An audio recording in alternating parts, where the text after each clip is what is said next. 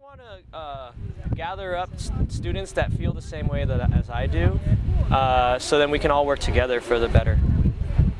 And that's why this was here. Because I understand that we're all struggling, with tuition hikes. I mean, it's not getting any easier. For the past 10 years, things have been getting worse. So how come students have to reap the burden of all that stuff? They had nothing to do with the government bailing out the banks and the home foreclosure crisis and the war in Iraq and Afghanistan. So because of this situation, it's happened. But why do we have to burden the students?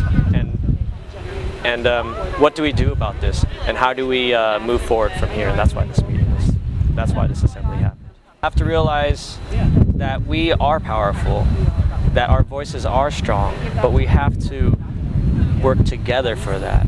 We can't just be individually strong. So if that realization happens, then we can all actually come together to yell at the same time, or show up at this place at the same time, so that the people who ultimately make these decisions to cut school budget or to raise tuition, maybe they actually might change their tone, and maybe they'll actually be like, oh dude, there's 100 students out there, there's 4,000 students out there, so I guess this is a bigger issue than we thought. But who knows? Who knows what if ultimately anything has changed? But that shouldn't hold us back. It should only motivate us.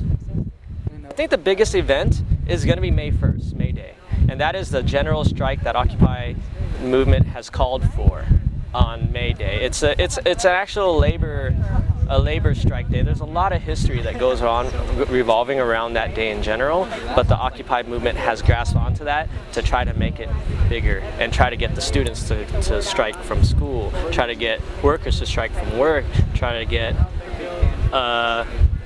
common people to just get out in the streets and make people realize that this country does not run without the 99%.